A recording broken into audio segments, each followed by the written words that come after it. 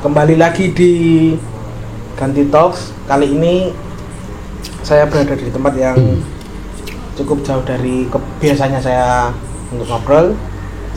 Dan kali ini saya bersama dengan Mas Andi Baci. Ya.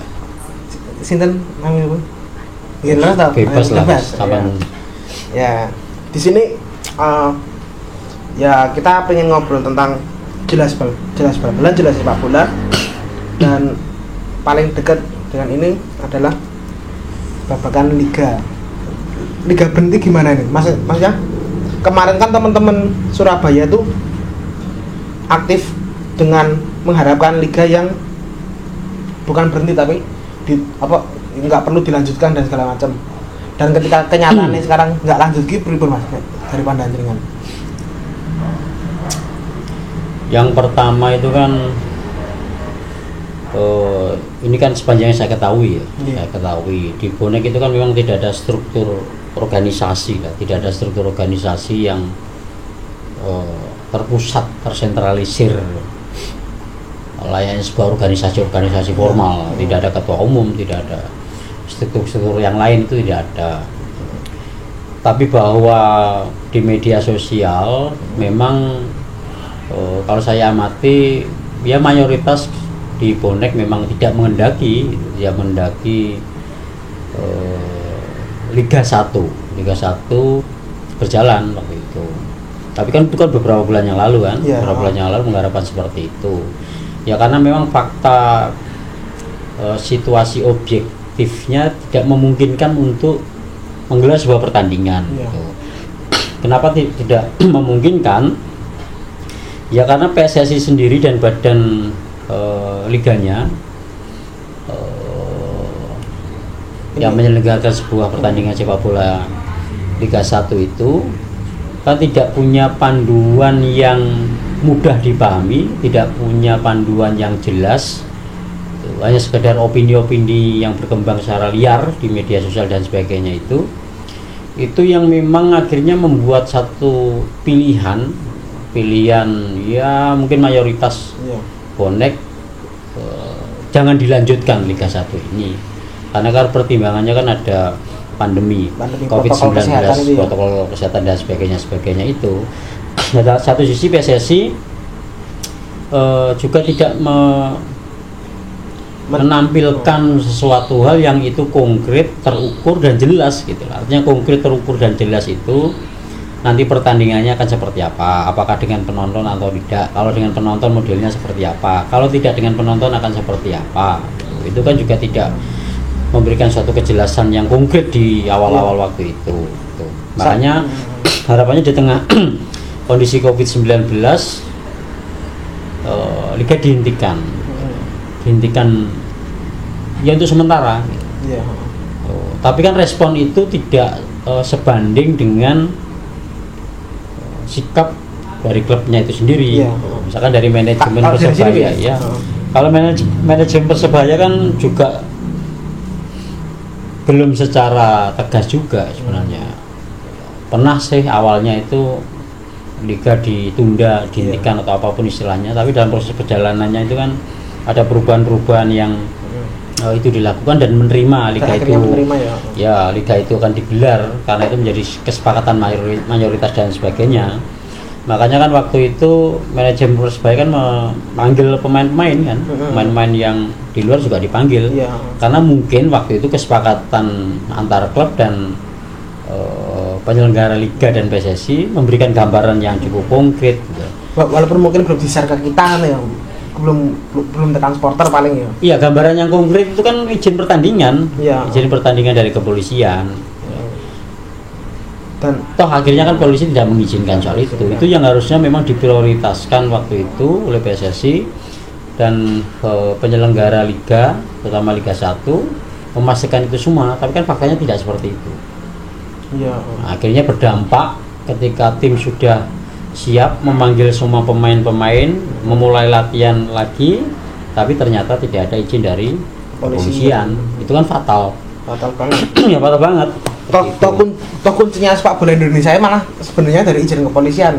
sebelum ada pandemi pun nek polisi nggak memberi izin untuk lapangan ataupun izin keramaian pun mesti liga nggak bakal jalan gitu. Iya, dari dulu semacam Dari itu. dulu mesti kayak gitu. Atau mungkin kepolisian juga tidak yakin dengan kinerja PSSI gitu.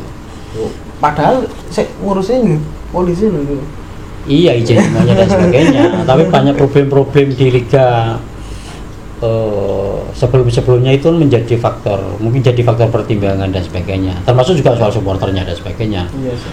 Jadi ada banyak pihak yang terlibat di situ. Mungkin saja PSSI kepolisian belum yakin kapasitas PSSI dan penyelenggara liga untuk menggelar sebuah pertandingan, walaupun itu tanpa penonton. Iya. Itu problem. Ya problemnya memang seperti itu. Polisi merah yakin Ya. apa meneh kita sebagai rakyat jelata Ya, misalnya makanya di medsos, terutama di Twitter kan saya sering aktif gitu kan. Saya aktif bahwa memang jauh sebelum ini saya mengusulkan agar liga itu dihentikan. Dihentikan semuanya, memberikan kejelasan itu kepada seluruh klub yang terlibat dan akan menyiapkan lebih konkret untuk tahun depan. Berikutnya. Tahun 2021. Ya, harusnya seperti itu dari awal sebelum ada keputusan tidak izinkan ini. Iya. Tapi nek 2021 jalan Persebaya ya ora iso main juga wong stadionnya tinggal World Cup gitu. Itu persoalan lain. Lain ya. Persoalan lain. Bahasan lain mulai ya. Masih ada tempat. Masih ada tempat. Masih ada tempat. Persebaya iso nganggo ndi wae Mas. Ya, bisa seperti itu. Bisa. Lalu kalau ketemu Mas Peci ini jelas yang pengen saya tanyakan tuh ini perihal kita melihat sekarang Persebaya itu klub yang besar, musim lalu di peringkat 2 gitu, ya. peringkat 2, lalu seperti banyak yang dibicarakan oleh rekan-rekan tentang Persebaya itu store banyak, sponsornya gede dan segala macam. Nah, sebelum menuju ke situ adalah build up Persebaya yang waktu itu akhirnya menjadi sempat mati kan di era 2013 nih. Ya, juga. Era 2013. Nah, mungkin cerita dikit Mas tentang jenengan dan rekan-rekan tuh apa ya, usaha membangun tim, maksudnya usaha membangun tim itu membangun tim kembali gue seperti apa, maksudnya kan itu zaman segitu ketika mau membangkitkan kembali tim, apakah Anda sudah memiliki pemikiran bahwa ini bakal di take over oleh pemilik besar atau bakal dipegang oleh orang-orang yang sekarang yang mungkin mengurusi Persebaya itu loh. Itu gambaran rekan-rekan dulu gimana dalam perjuangan, apakah itu awalnya langsung ayo yang penting Persebaya urip sih atau gimana dulu penggambarannya selama 4 tahun itu? Yang pertama kan kami tentu waktu itu tidak berpikir ke arah ke situ, tapi secara pribadi Persebaya itu kan barang yang menarik siapapun untuk masuk ke dalamnya gitu. Dalam kondisi terburuk apapun banyak yang akan mengambil. Itu fakta yang tidak bisa dibantah karena Persebaya memiliki itu semua, memiliki syarat-syarat menjadi klub besar lah.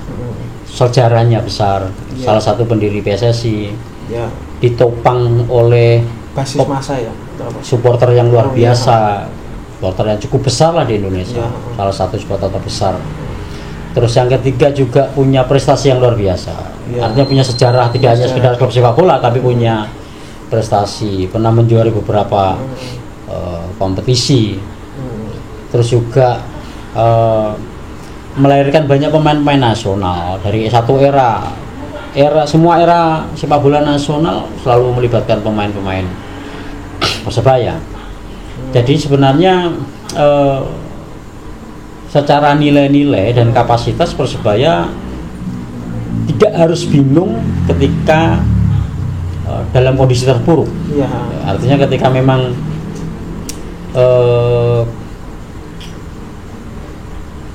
kondisi tidak punya apapun lah, kondisi tidak punya model apapun, itu pasti akan banyak yang royok gitu. Itu sesuatu yang tidak bisa dibantah soal itu. Itu yang terjadi di Persebaya. Jadi dari awal kenapa kawan-kawan, kenapa kita, terutama saya juga soal nanti itu kalaupun Persebaya kembali ya pasti akan ada yang bukan merebut, tapi akan banyak yang akan terlibat soal itu, karena Persebaya salah satu klub besar di Indonesia. Tuh, terlepas menilainya buruk itu persoalan lain, soal supporternya dan sebagainya, tapi bahwa Persebaya menjadi satu klub di nasional di sepak bola Indonesia yang tidak akan mungkin bisa hilang. Itu menjadi satu keyakinan buat saya dan teman-teman untuk berjuang waktu itu. Jadi waktu itu tidak sedang memikirkan nanti Persebaya kalau kembali nanti akan diambil alih oleh siapa, nanti akan dikelola oleh siapa, atau akan dibeli oleh siapa. Kami tidak merasa itu menjadi satu bagian persoalan, karena kami meyakini kalau suatu saat Persebaya kembali pasti akan ada, akan hidup dan akan lebih besar. Itu keyakinan saya sejak awal gitu di posisi itu. Cuma kan problemnya tidak terletak kepada persoalan itu, problemnya terletak kepada apakah yakin perjuangan arek-arek bonek waktu itu akan tercapai hasilnya. Apakah Persebaya hanya akan dibolehkan kembali? Itu menjadi satu pertanyaan besar, karena mayoritas situasi waktu itu di tahun 2013 awal-awal 2014 itu kan tidak ada yang yakin semuanya Persebaya kembali. Mayoritas sudah ada yang yakin bahwa Persebaya bisa kembali, karena memang konflik dan sengketa yang menghadapi banyak pihak dan pihak-pihak besar, besar semua, mulai level kota, provinsi sampai tingkat nasional, melibatkan partai politik, ormas, aparat keamanan dan sebagainya. Jadi tidak ada satupun bukan satupun lah, tapi sangat responnya itu kecil sekali. Hampir tidak yakin kalau Persebaya itu bisa akan kembali dengan perjuangan arek-arek bonek. Siapa yang bisa yakin atas perjuangan arek-arek bonek? Tidak ada struktur organisasi, dicap dilabelisasi supporter perusuh dan sebagainya. Mana mungkin memperjuangkan sesuatu yang mulia, tapi dengan penilaian dari orang-orang gitu, pihak publik itu yang menganggap itu tidak cukup mampu kemampuan arek bonek memperjuangkan waktu itu.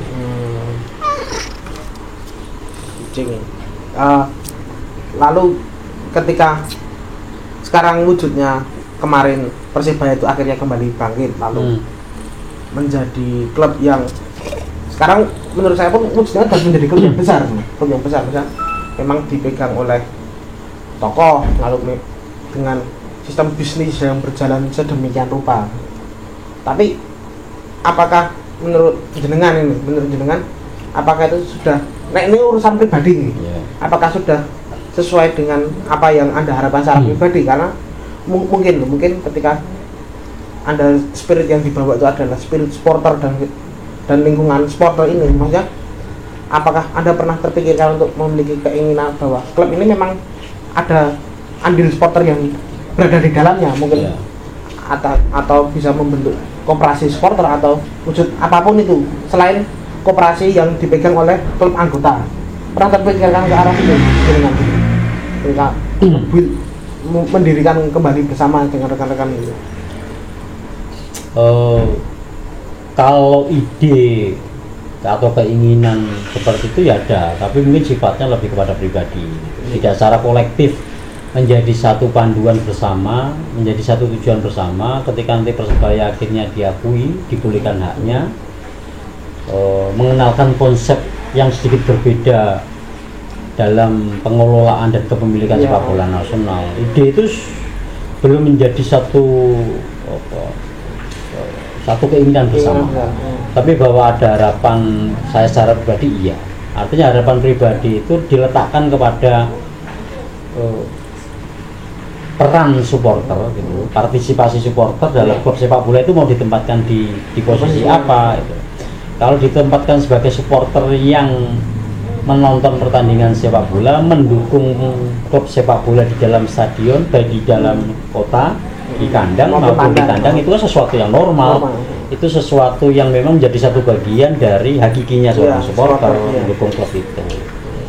Nah, tapi apakah memungkinkan bahwa supporter tidak hanya di posisi itu itu yang memang menjadi satu pemikiran ya saya secara pribadi. Porsi supporter akan seperti apa? Apakah memungkinkan supporter terlibat langsung dalam pengelolaan klub, ataukah supporter bisa dilibatkan langsung dalam kepemilikan saham walaupun itu kecil sekali? Ya ide itu ada, tidak hanya sekedar ada tapi pengen dijalankan, tapi situasi objektif tidak memungkinkan untuk menjalankan itu. Tapi itu yang pertama. Terus yang kedua, situasi objektif juga tidak memungkinkan gitu. Ketika perjuangannya 4 tahun, 4 tahun waktu yang relatif lama, tidak sedikit kan, waktu yang lama. 4 tahun kita nggak nonton pertandingan Persebaya, sama sekali melakukan pemboikotan terhadap pertandingan Persebaya yang itu apal-apal dan melakukan demo di mana-mana ya. Itu sudah demonstrasi yang luar biasa dan melibatkan banyak orang, dilakukan berkali-kali. Saya sendiri juga lupa menghitungnya itu. Jadi kan pasca dikembalikannya Persebaya tahun 2017, iya 2017 itu ya bukan tidak ada, tapi situasi objektif belum memungkinkan untuk membangun kesadaran di supporter tentang gagasan-gagasan itu. Walaupun sebenarnya waktu itu memungkinkan saja sebenarnya, tapi jika dipaksakan tentu juga bisa menimbulkan persoalan-persoalan di kemudian hari gitu. Apalagi memang jadi komitmen dan ikrar bersama bahwa memang tanggung jawab saya dan teman-teman semuanya waktu itu pakai nama Arek Bonek 907 semuanya berkomitmen kalau Persebaya nanti haknya sudah dibolehkan ya kita kembali ke barak semua. Artinya kembali ke barak itu kembali kepada hakikinya supporter, kembali ke tribun. Iya, kembali ke tribun semuanya, tidak mengurusi Persebaya soal kepemilikannya nanti akan seperti apa, pengelolaannya seperti apa, itu kita tidak mau terlibat. Ikrarnya itu seperti itu. Tapi ikrar itu kan tidak serta-merta membuat teman-teman bergerak berhenti gitu ya? Enggak. Awal-awal Persebaya kembali kan masih ada problem-problem itu. Masih ada problem di internal itu. Tidak perlu saya sebutkan, tapi ada masalah-masalah penyelesaian gaji yang belum selesai, kepemilikan yang tidak jelas. Pihak pengelola juga tidak berani mengambil Persebaya dengan situasi yang tidak jelas waktu itu. Akhirnya kan waktu itu kan juga demo ke PT Persebaya Indonesia di awal-awal itu. Berkali-kali demo di pengelola dan pemilik waktu itu. Sampai akhirnya kan pengelolanya diambil oleh Jawa Pos Sportindo itu. Tapi ide itu just menjadi satu diskusi kecil lah. Tapi saya memikirkan yang lebih luas. Apa itu? Ya, situasi kesadaran supporter belum sampai ke tahapan itu. Belum sampai bahwa misalkan ide bagaimana, karena dari awal itu Persebaya memang adalah klub perserikatan yang didanai hampir semuanya mayoritas oleh kota pemerintah kota lewat hibah APBD dan sebagainya. Itu kan fakta yang tidak bisa dibantah. Itu makanya ide waktu itu bagaimana agar Persebaya itu bisa menjadi miliknya rakyat Surabaya, bisa menjadi miliknya supporter. Ide yang memang selalu dari dulu saya harapkan yaitu bahwa Persebaya itu kepemilikannya miliknya satu pemerintah kota Surabaya. Dalam wujud apa itu? Ya bisa BUMD, kepemilikan saham BUMD, tidak hibah seperti itu secara langsung. Terus dimiliki oleh koperasi, kalau Persebaya namanya Koperasi Surya Abadi Persebaya. Tuh. Terus supporter bisa mempunyai lewat koperasi walaupun porsinya kecil ya. Terus pihak swasta juga bisa diberikan porsi itu. Akhirnya bisa menjadi satu klub dengan sinergi yang kuat ya antara dengan sebuah kekuatan yang cukup luar biasa. Pemerintah punya, supporter punya, klub internal punya, swasta punya. Seperti itu. Dan Surabaya sebenarnya cukup mampu untuk menjawab persoalan itu. Tapi ya mungkin situasi belum memungkinkan waktu itu. Tapi ide dan gagasan itu ada. Tetap ada ya. Dan dengan wujud klub yang sekarang berjalan ini tetap ada harapan bisa klub menjadi lebih baik dengan mungkin metode yang seperti itu, maksudnya berarti dengan wujud tim yang sekarang ada, kemajuan tim yang sekarang ada itu ketika mungkin dengan gagasan yang tadi kita obrolkan ini bisa, maksudnya kan ini apa ya, zaman sekarang itu tidak ada karena hampir semua tim ini memang pengelolaan swasta dipegang oleh perseorangan, dan itu akhirnya ya menjadi klub yang supporter itu hanya ditempatkan sebagai konsumen terhadap klub. Dan ketika metode ini mungkin dijalankan atau diperkuat di rekan-rekan supporter, ada potensi untuk menjadi klub itu menjadi lebih besar lagi ya, lebih besar dalam artian lebih kuat pondasinya ya Mas Yosua. Apakah atau gimana? Karena mungkin kalau kembali bicara kan, orang bicara zaman dulu, klub kita memiliki sejarah, memiliki cerita.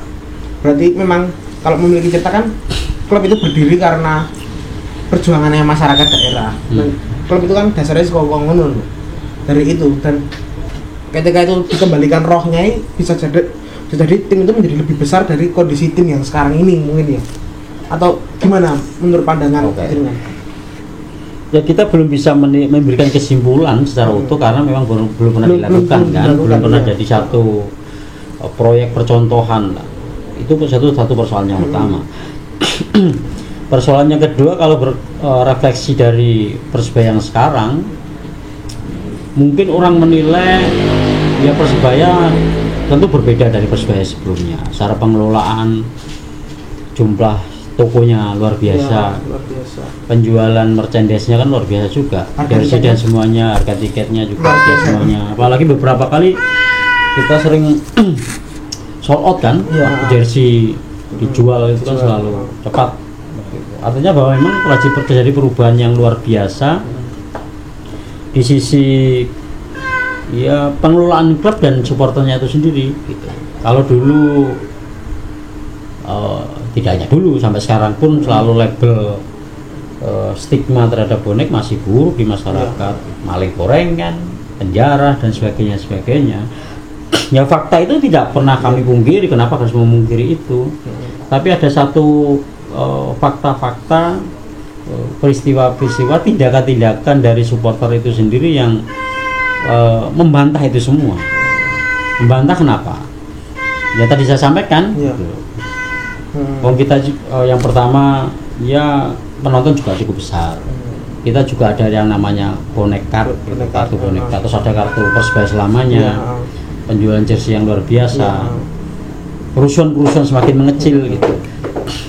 Itu kan yang tidak pernah orang pikirkan sebelumnya. Semakin kita memiliki klub, semakin kuat kita untuk menjaga klub gitu ya. Ya artinya kawan-kawan bonek sendiri mampu menjawab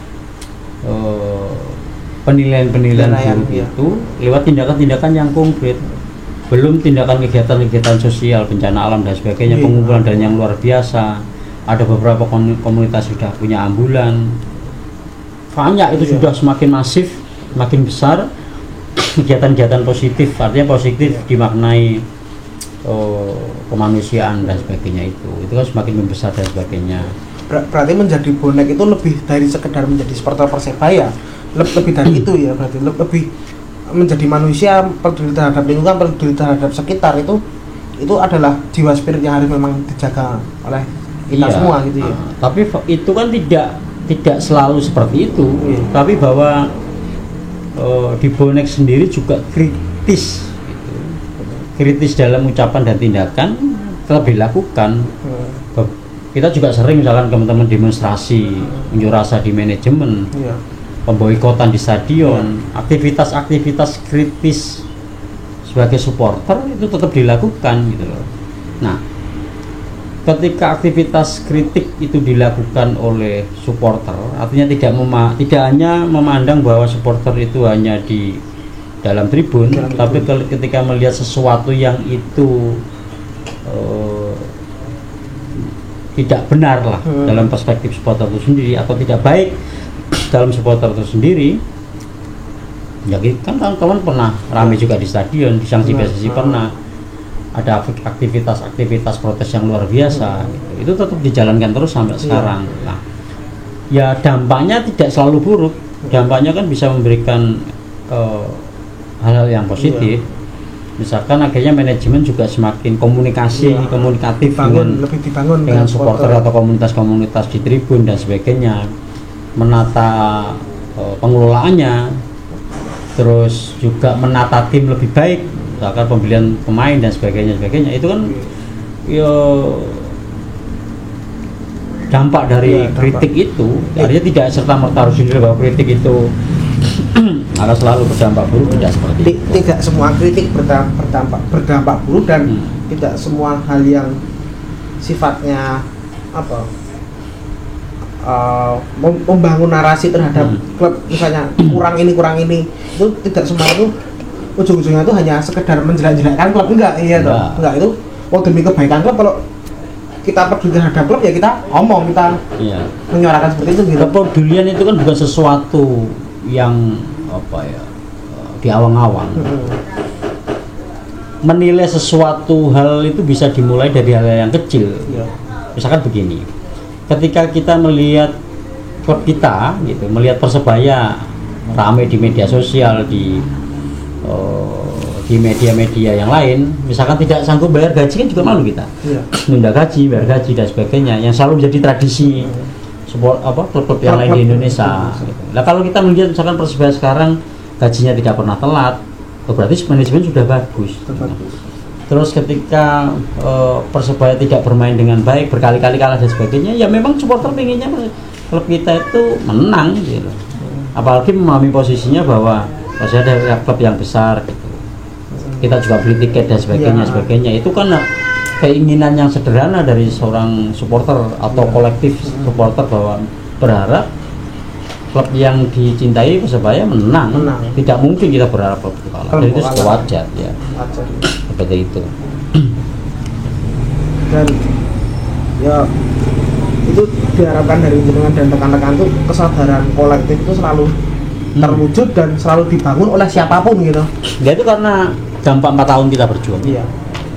Itu memberikan dampak walaupun tidak pernah kita sampaikan secara konkret karena kita tidak punya struktur, tapi bahwa 4 tahun kita itu berjuang mengembalikan Persebaya, itu membangun kesadaran kolektif gitu. Kesadaran itu bisa dilakukan dengan sadar, bisa dilakukan tanpa sengaja dan sebagainya gitu. Bahwa itu memberikan kesadaran mudah buat kita kalau ada sesuatu hal yang itu memperburuk citra Persebaya dan bonek itu sendiri. Kasarannya itu kalau dalam bahasa Surabaya, wong dhewe ku berjuang petang tahun susah soro kabeh sak sembarangan ini dilakoni. Kok saiki klub jalan kok kabeh mbok gawe kok gawe tindakan-tindakan sing tak jelas yang merugikan tim, merugikan nama teman-teman juga gitu. Nah, itu kan lambat laun mulai berkurang sebenarnya. Ya memang masih ada bonek-bonek yang nakal, itu kan masih ada gitu, tidak pernah kita sangkal, tapi itu semakin mengecil, semakin menurun iya di posisi itu. Itu karena dampak apa ya? Karena dampak orang mulai berani, bonek mulai berani. Kalau ada satu orang, dua orang atau beberapa orang yang melakukan tindakan tidak benar, mereka berani ngomong. Kita berjuang 4 tahun, jangan melakukan tindakan yang merugikan nama Persebaya, kan seperti itu. Dan itu sekarang jadi kritik bersama. Tidak hanya itu, soal politik praktis juga seperti itu. Dulu bagaimana supporter ya bonek juga pernah terlibat banyak didorong untuk mendukung satu calon wali kota, pilihan partai politik dan sebagainya. Tapi kan sekarang ada 1-2 tapi kan diproteskan secara masif. Kayaknya tidak berani dan sebagainya. Itu kan dampak dari perjuangan 4 tahun, bahwa kita itu mengembalikan Persebaya dengan titik darah penghabisan. Kalau Persebaya sekarang sudah kembali bermain dan justru lebih baik dan sebagainya, ya jangan dikotori. Itu yang kesadaran itu benar-benar menjadi satu roh bonek yang salah, kira-kira seperti itu. Masuk ke penghujung, karena sudah banyak yang kita obrolkan perihal bagaimana liga sekarang kita harus menghadapinya dengan kondisi sekarang. Lalu kita berbicara tentang membangun karakter supporter dan membangun lingkungan yang klub dan supporter itu membangun sinergi. Dan pesan penutup misalnya dari jenengan apa ngajak rekan-rekan ki mencoba membangun kesadaran kolektif atau apa lah mungkin untuk rekan-rekan apa dunia kita bahas nek kita bilang rekan-rekan supporter ya nek kata jenengan supporter enggak ora mlebu ning catatane PSSI ya toh. Berarti kita ngobrol untuk teman-teman penonton sepak bola gitu. Ya dimulai dari situasi material objektif yang ada gitu. Dimulai dari ya kita harus bisa menyimpulkan sebenarnya kan problem sepak bola Indonesia lebih khusus soal supporter di Indonesia itu bahwa konflik-konflik supporter itu kan sebenarnya juga tidak cukup banyak sebenarnya. Hanya beberapa klub, hanya beberapa supporter yang berkonflik gitu kan. Tidak semuanya. Kita tentu tidak akan bisa menjumpai di Kalimantan ada konflik supporter seperti itu. Dan paling mentok kan di Jawa. Karena di Jawa pun tidak secara keseluruhan gitu kan. Hanya beberapa faktor teritori ya mungkin ya. Iya, teritori dan sebagainya itu. Coba lihat saja kan. Jadi tidak cukup banyak sebenarnya yang berkonflik antar supporter itu. Nah, sekarang harus bisa menyempitkan yang berkonflik sampai sekarang seperti apa. Itu yang pertama. Itu untuk memudahkan kita untuk menyelesaikan persoalan yang supporter. Terus yang kedua juga harus dibuat kebijakan nasional yang konkret, jelas dan mengarah kepada supporter. Saya baca statuta kode disiplin PSSI dan sebagainya itu kan supporter tidak masuk dalam entitas sepak bola Indonesia. Yang masuk kan penonton dan sebagainya itu. Nah, bagaimana mungkin kita bisa mempengaruhi banyak kebijakan soal supporter ketika supporter sendiri juga tidak menjadi satu bagian khusus dilibatkan dalam pertandingan sepak bola itu sendiri. Artinya kebijakan nasional berpengaruh soal itu juga. Padahal denda supporter yang kena. Supporter yang klub yang kena tapi kan supporter ya. Supporter yang dampaknya itu. Terus yang ketiga juga harus diatur misalkan regulasi nasional hubungan antara supporter dengan klub itu kan seperti apa. Itu sebenarnya titik memulainya regulasi secara nasional kalau ingin supporter dilibatkan dalam kepemilikan sedikit pun klub itu. Hubungannya kan seperti apa ini gitu.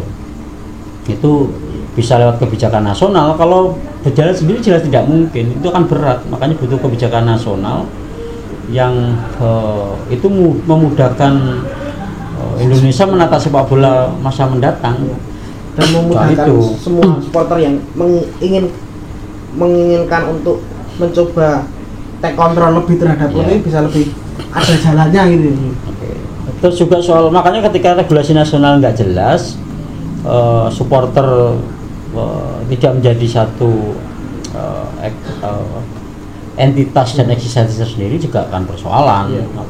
Nah, dampaknya apa gitu? Dampaknya sulit untuk menilai apakah seorang supporter atau kelompok supporter itu melakukan kesalahan dalam melihat pertandingan sepak bola. Rasisme yang dimaksud itu rasisme seperti apa? Ujaran kebencian yang dimaksud itu akan seperti apa? Penggunaan fair dan sebagainya itu bisa diperdebatkan banyak soal itu. Nah, aturan-aturan itu juga harus tegas soal itu, jelas soal itu. Atau juga misalkan kalau pengelompokan rivalitas supporter atau konflik supporter itu jelas, harusnya ada aturan misalkan soal pertandingan sama-sama bisa away dengan kuota yang terbatas. Rival itu bisa saling berkunjung gitu ya. Itu kan harus dilakukan mulai sekarang gitu. Butuh waktu tapi yang memang harus dilakukan hal semacam itu. Itu yang tidak pernah dilakukan oleh PSSI. Ya karena mungkin itu kesadaran memang harus dari atas.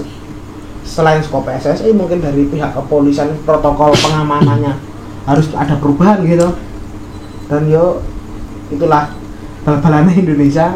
Ya selama kita masih bisa bergerak dan masih bisa berpikir untuk menjaga kewarasan lobby ini. Sama saya menjaga kewarasan, ya mari kita jaga kewarasan itu. Dan saya kira cukup. Terima kasih atas waktunya dan tempatnya dan banyak ilmu yang di share kepada kami ya.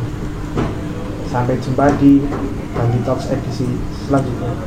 Kau nak hari ini ngobrol lagi, tak cari. Oh ya cukup kan? ya cukup sing ditek iku mawon